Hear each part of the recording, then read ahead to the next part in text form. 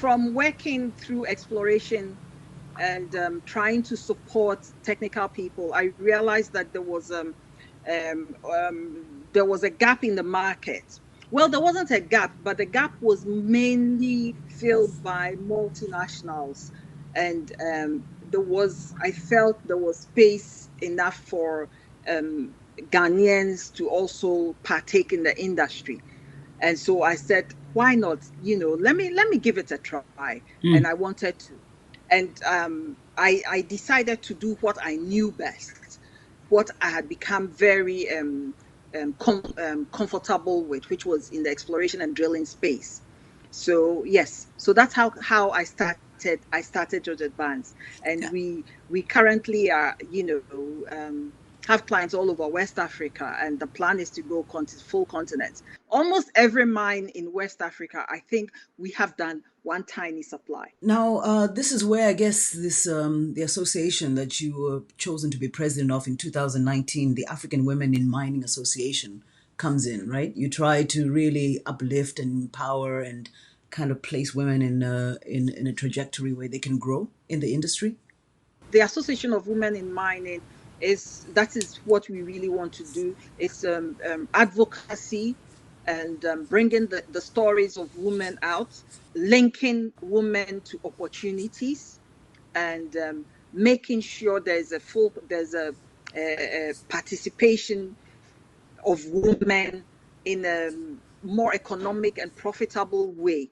So basically, that is what the association aims to do. I read a quote where you say that women are either also not aware of the opportunities that are available for them, or they feel afraid or inferior culturally to men, and hence also the lack of aggressiveness in pursuing really high levels of mining. Is that still true? It is very true. It still runs true, and there are various sociocultural issues that have contributed to that. And so you find that a lot of women in mining national associations now try to have a lot of mentoring programs, even like, for example, in Ghana, for example, we had a lot of um, profiles that we put out there on social media, just so people can see that women exist in the industry. A lot of national associations keep doing that. It is not something that we are doing to show off, but you need to inspire people. You need for people to see these images, to realize that, yes, it is a possibility. Yes, I do not only have to be a civil engineer working in construction. I can also work in the mining industry. I can be a geotechnical engineer. And so these storytelling is a very important activity of associations. What changes are you also seeing in terms of legislation and policy? The African Union and the UN launched this African Mining Vision, which is supposed to help even empower women through policy and legislation. Are you seeing any of that? That is at least giving that kind of support. I think that it was the concept of the African mining vision and the need to make sure that everybody was participating. That is what actually brought about the formation of the Association of Women in Mining in Africa. So I think that is one of the positives. But it is a very difficult terrain. It's a very difficult terrain. The South African Mining Charter, I think, is one of the charters where there is legislation that promotes and says, ask companies to actually employ a certain percentage of women. But there you are. You're still, in the business. So it must work to some level. How do you explain your survival in this? I just did what I thought I felt like doing, something that I loved. I went in it with my passion, you know, because I worked for one Australian consultancy, and I remember when the teams have to travel and they needed some items and I couldn't find them for them, how I used to feel, and how anytime I managed to get what they needed to be able to go and do exploration, how the team would call and say, oh, thank you, thank you, thank you, you know.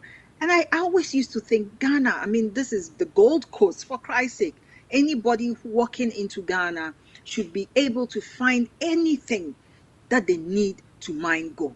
You hear how Africa is so powerful when it comes to having minerals. I believe you can correct me on the figures, but more than 30% of the world's minerals are in Africa. Diamond, gold, cobalt, whatnot and whatnot.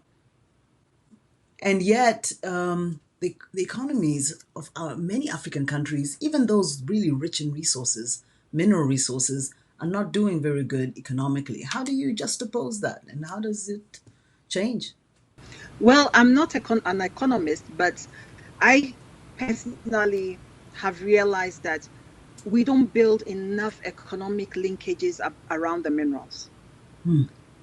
And then, secondly, value addition is not a thing in a lot of African countries. And these building economic backward and forward linkages, doing this is what would give the communities and people in the country economic activity. So you are mining gold. The inputs for the gold, for the whole value chain, most of them, we have to get them from Canada, from Australia, or from South Africa and Europe. Because the industries that produce a lot of the equipment, the industries, we do not have them here. And we do not have investors who want to invest in industry to support these economic linkages.